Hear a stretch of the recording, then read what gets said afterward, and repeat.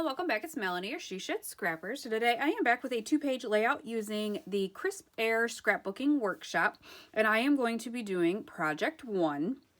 So a scrapbooking workshop, you get all the products to complete these 3 layouts. I absolutely love all of these layouts, and fall is one of my favorite times of year, so I always have so many pictures. What is nice is all the directions are in this little packet for you. These are the cutting directions for the papers. It tells you what size photos you need for each project, and then kind of step-by-step directions on how to piece the layout together. So one thing is, I went through my fall photos, and for the most part I can kind of follow the project 1 pretty closely. However, these 2 photos I believe are 3x4, and you know, these 2 photos here are going to be hard to kind of trim down to 3x4, especially this one. And so I think I might trim them down a little bit, but I cannot, I don't know, if I did 3, I can't cut, I don't want to cut on the edges, I guess. So I'm going to have these kind of on the outside, and then this one in the middle. Usually, I really want to have this one on the outside because he's looking in, but I want to break up the pumpkins a little bit. So that's how I'm going to lay out this one. Page 2, I had to kind of come up with my own sizes, and so I did this ahead of time. I knew that I could get this photo here a 4x4. It is landscape, so I will have to probably cut off his little cider here, but I can get this one 4x4, and then these ones here, instead of 3x4, I'm able to do 4x5. And so I kind of went ahead and looked. I'll obviously have to cut the green paper a little bit longer and wider.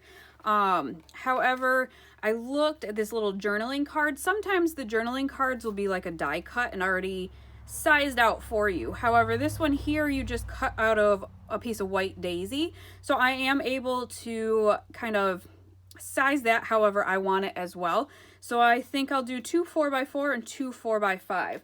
So I kind of just wanted to highlight kind of how you can switch it up based on your photos, but we will get started with the layout now.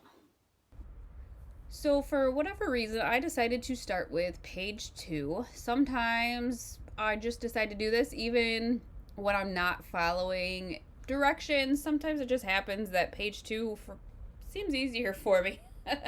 So I end up just cutting this piece of pine based on kind of my measurements that I pre-decided on, I guess.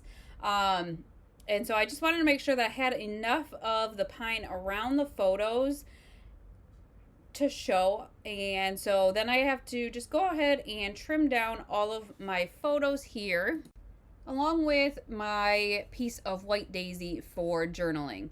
I don't back the photos just because that's kind of how it is on the workshop, and thought it looked good enough, and I didn't leave enough kind of space around the outside in order to do so, I didn't feel like. And so I am just going to line these up accordingly, kind of in a grid layout.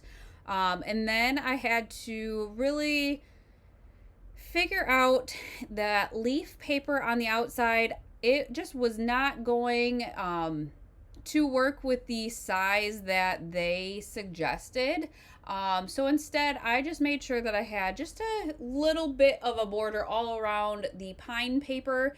And luckily, I have extra papers. I bought just the paper and sticker sheet as well, because I do think by cutting it my own size, I had to kind of get into my stash for, I believe, the page 1 or project 2 that I ended up doing as well. And then here is the Sundance paper that I am going to cut according to the instructions. This is just going to kind of come out of the top and the bottom of that paper there on the right hand side. I do end up using the Perfectly Imperfect stamp set here. Unfortunately, that was in the old core catalog. There is a new one called Background Elements that has some of the same, not patterns, but kind of same idea with these patterns here. And so I just use my, I think it's brushed corduroy. It calls for the Close to My Heart Toffee ink. I don't have that, and so I just use the brushed corduroy to give the paper some kind of texture, some pattern to it. And it called for it on these little scallops for page 1 as well, so I went ahead and did that while I had that out. You don't have to do this part. You don't have to have the stamp set. I just happened to, so decided that I would do that on this layout. And for me, I know that Close to My Heart has a stamp chamois, and that is on my radar to purchase at some point. I honestly just use baby wipes for my stamps to clean them off, and it works well enough for me. I do try to center the Sundance paper at the top and the bottom. That is what is nice with the Versamat that I have down on the bottom. It has all kind of like the ruler going across, so I can kind of see where to line them up. I do obviously still use my T-square to make sure things are straight, but I can kind of make sure, you know, the top and the bottom piece of that Sundance is lined up where it should be. Then it also called for kind of, it looks like a stitching stamp to go around the layout here. Again, you don't have to, because this is also part of the Perfectly Imperfect stamp set. But again, because I had it, I did decide to kind of use that for a border around that. Then I decided to put these scallops together for page 1 because they do have you use kind of the scraps as an embellishment for page 2. So I went ahead and lined those up, cut those according to the instructions so that I could use that little piece to the right there, just to bring that scallop over. I thought that was a great idea. I absolutely love this dark die cut sheet here. I think, unfortunately, it's only available in the scrapbooking workshop, but I love how it's such a dark brown. It really kind of draws your attention to that. So I just went ahead looking at the photo in the instructions and punched out which of the die cuts I needed, grabbed some of the stickers, popped one, I think, up on some foam tape there. And once I get everything kind of glued down, we're almost done with page 2. I just think the colors of this collection are gorgeous. Different, I think, than a lot of other fall collections. I love that deep sapphire blue. I think it's so pretty. I think it's sapphire again. Oh man, I should check before I say what colors. But I also love the enamel shapes on the that you get as well, and you can get those enamel shapes separate. Those are, yeah, you can get without the scrapbooking workshop, and I think they're great. There are stars and hearts and just different different shapes, which is cute. So that is sapphire, that deep blue. And so they just have a couple other embellishments around the page. I do think it's kind of weird that they have the fall, just a teeny tiny sticker on that bottom photo. I went ahead and put it and even popped it up on foam tape, but still kind of felt out of place with nothing else around it. Usually if I am going to do a cluster, I'll do a group of 3, which I guess I could go back. I have more of those enamel shapes. I could go back and place a couple of them there as well. So now with page 1, you have those scallops, and then actually just use strips of the Sundance yellow, which I thought was neat. After I cut the pattern paper, I guess. So I cut that to size, but I love how on the outside, when this is all placed, I love how on the outside it looks like everything is kind of placed on a large piece of Sundance, but when in fact it's just these strips of Sundance here. I do wish that I would have placed these strips of Sundance after the scallops, because even though I apparently cut the scallops to the size that I needed to, there is a gap on the bottom ones for whatever reason.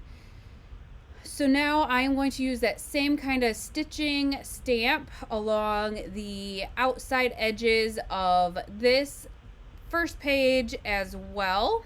Definitely not perfect lining them up and whatnot, getting them straight, but I thought it just was cute and liked the way that it kind of added something extra. So now you can kind of see, this must be the one. On the bottom right, there is a little gap. So like I said, I wish I would have placed those strips of Sundance over top of these scallops, but it is what it is, and I didn't want to kind of rip apart the layout. Plus I had already bordered it with that stamp, and so it might have looked a little awkward if I moved that strip of Sundance in anymore. So I did have to trim down the edges of my photos here just to make sure that I got them small enough to go across the page, because I do have the 3. So with these, I am going to actually double back the middle photo, which now, looking at how, like, the final product, I don't know why I left that one on the bottom. I placed the other 2 photos over top of this one. I don't know why when I double back that, and usually when I do double back it like this, it's because I want that to stick out more, and for some reason I have that one under the other 2 photos. So I'm not really sure my thinking there. If I were to go back and do it over again, I would have that one on top of the other 2. Maybe it's because when I place the photos up there, you can see that I had to trim it so small that maybe that middle photo would have covered up my youngest son on the left hand side. I don't know. I would have done it opposite that if I had to do it again. So once I get these done, I really just have embellishments left, and the embellishments on page 1 are fairly simple. So they use the title from the die cut sheet again, and it's Love These Moments, which I, again, love fall. Definitely love the fall moment. So I loved this title and loved the deep brown again with that. And then it has just a simple flower with greenery coming around, kind of like I don't know if it's not a banner, but I don't know. I just love how that looks as well, kind of giving the layout, that photo, more attention almost, I guess. So I'm going to use my tacky glue to place down the title here, and then what's left is just the enamel shapes. So again, if you are interested in any of the scrapbooking workshops, these are great if you are new to scrapbooking or kind of in a slump. I feel like they kind of give you that creative mojo back by just getting back in your craft space and making a layout. You don't have to really think too much about it, which I think is great. And this is definitely a great option for that. So I hope you guys enjoyed. I will have a link down below for the scrapbooking workshop and then just the Crisp Air collection in general if you are interested. And we will see you next time. Bye, guys.